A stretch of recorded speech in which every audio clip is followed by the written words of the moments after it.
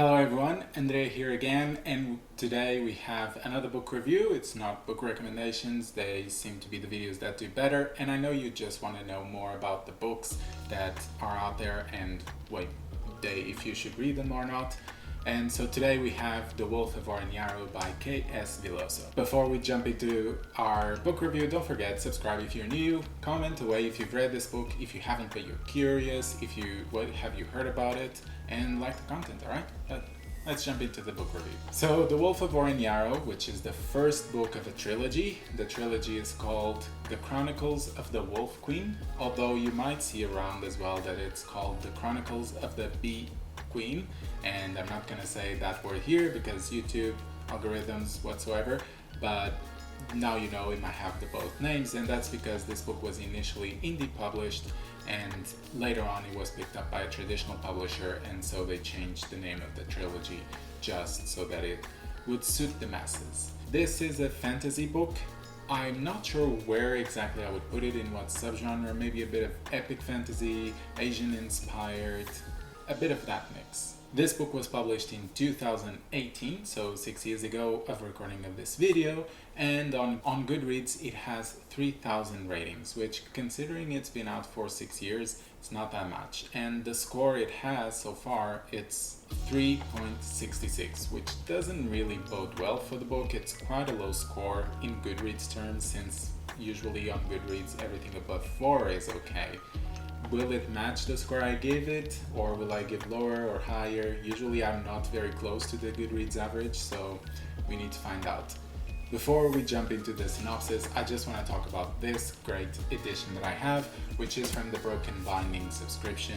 So it's a hardcover, it has sprayed edges as you can see here, and then it has the usual cover, the art cover for the book, which is done by Lauren Pinto, and it also has the naked hardcover, which is very, very nice. As you can see, it has this bronze finish throughout the book with the art that covers it all, and of course the sprayed edges connect the three books together.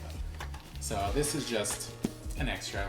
If you ever feel like buying a gift for someone who loves books, the Broken Binding is really good with that. I'm not sponsored by them, just really love their work. Now, before we jump into the synopsis, the usual, if you don't want to hear any spoilers, jump into the timestamp that is around. If you want to hear what this book's about, stick around and you'll find out. Born on the crumbling towers of Oren-Yaro, Queen Tylien was the shining jewel and legacy of the bloody war of the wolves that nearly tore her nation apart.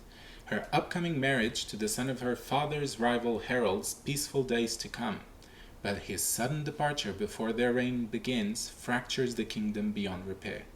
Years later, Tylien receives a message, urging her to attend a meeting across the sea. It's meant to be an effort at reconciliation, but an assassination attempt leaves the queen stranded and desperate to survive in a dangerous land. With no idea who she can trust, she's on her own as she struggles to find her way home. Alright, we're back, and we're starting with plot, our dear plot as usual. In this book, the plot starts off well. I was intrigued, let's say. I wasn't super amazed by everything, but I was intrigued. It was a different start.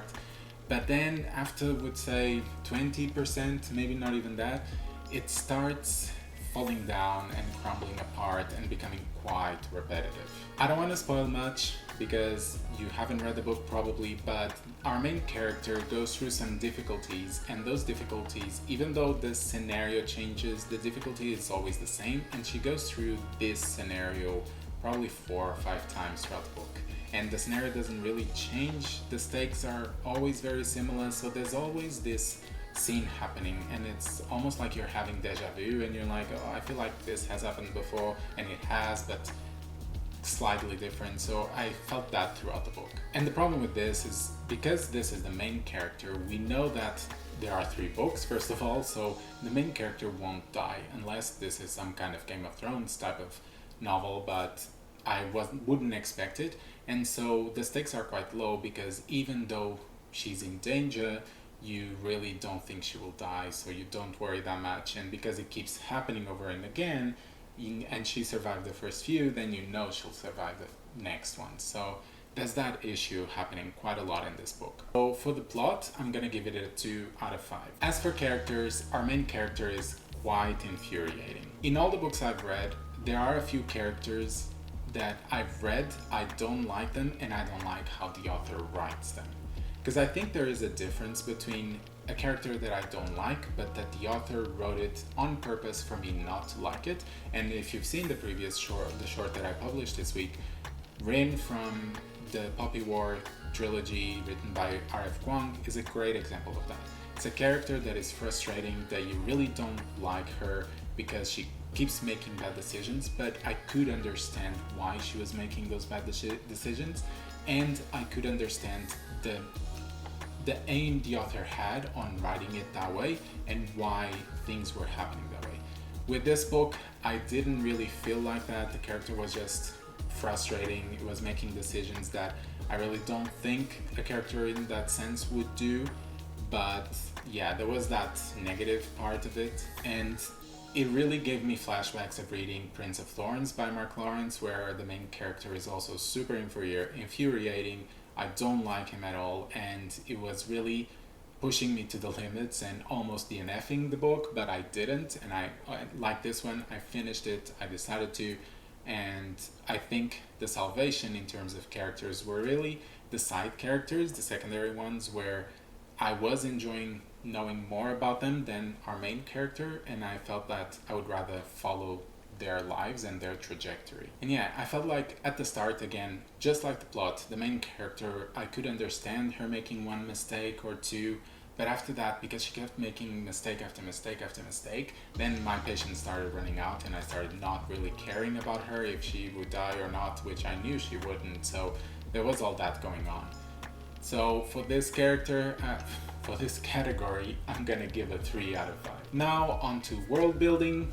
Again, I'm sounding very repetitive. At the start of the book, there were some seeds of hope that I had that the book could turn out to be quite good, or at least original in its Asian inspiration together with this Western also inspiration. It seemed like a good mix, and it had mythological creatures, it had several countries, the history seemed consistent and promising, so there were all these small things that I thought could build up to be a great world.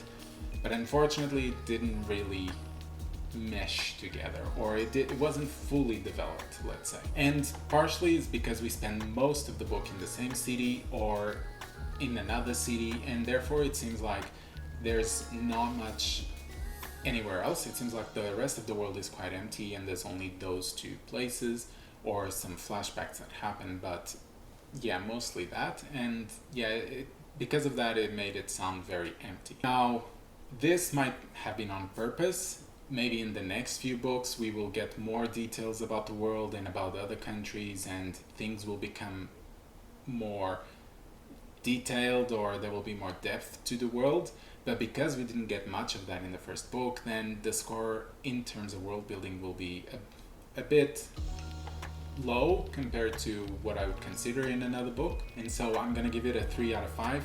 Mostly because of the potential I think it has, but if it doesn't deliver in the next book, then it will probably go down. As for the writing style, I don't think Villoso's writing style is bad. It's one of those writing styles that is direct, not really the thing that I love the most, but also doesn't bother me that much. I think there are some pacing issues in regards to the flashbacks, since they would show up a bit randomly, and then sometimes they would go for quite long without a great purpose until the very end, and then other times it seemed they were quite short just so that the character would have a reason to act that specific way.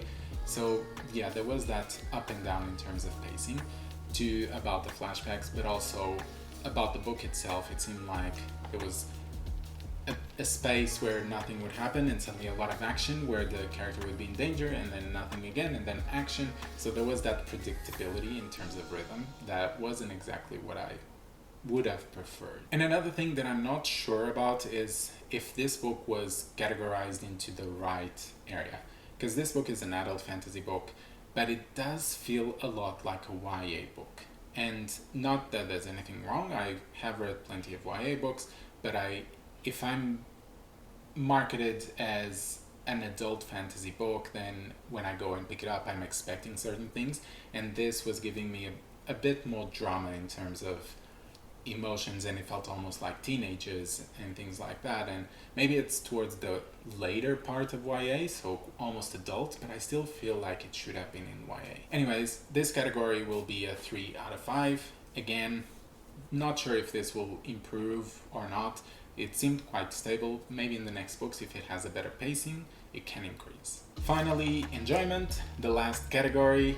You probably can guess that I didn't enjoy the book that much throughout reading it. I think the book started off with a lot of potential and I was quite excited to read it, and then it kind of tapered off as it kept going and it became more and more frustrating. By the 50% mark, I just wanted to finish the book and move on and read something more exciting, but alas, I pushed through and finished it, and now I'm still gonna read the second because I want to see if the author delivers on all the promising things, and yeah, curious to see how it will lead up to it. For now, my enjoyment will be a 2 out of 5 with not much more to say because I already said pretty much all of it above. So now that we've gone through all the categories, let me refresh you guys. It's also around here. So we have plot with the 2, characters with the 3, and then world building with the 3, and writing style and enjoyment both with 2.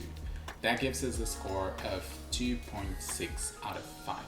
So it's very, very cut off on the positive. So above 2.5 for me is positive. So it's just positive, but it's quite low compared to the Goodreads score, even though the Goodreads score is low in itself. But unfortunately, I don't think this book delivered to the potential it had. I mean, I really hope that the next one increases by quite a lot and maybe reaches a 4 or more.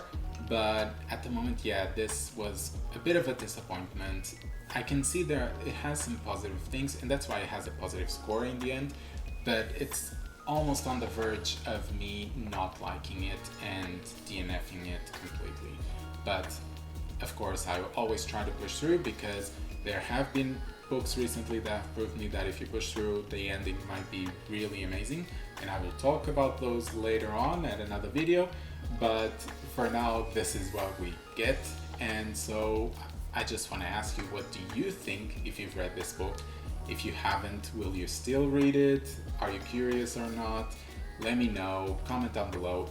Don't write spoilers without writing the word spoilers before, so that people don't get spoiled about this book, even though they might not want to read it. There might be people that want to, so let's just respect that.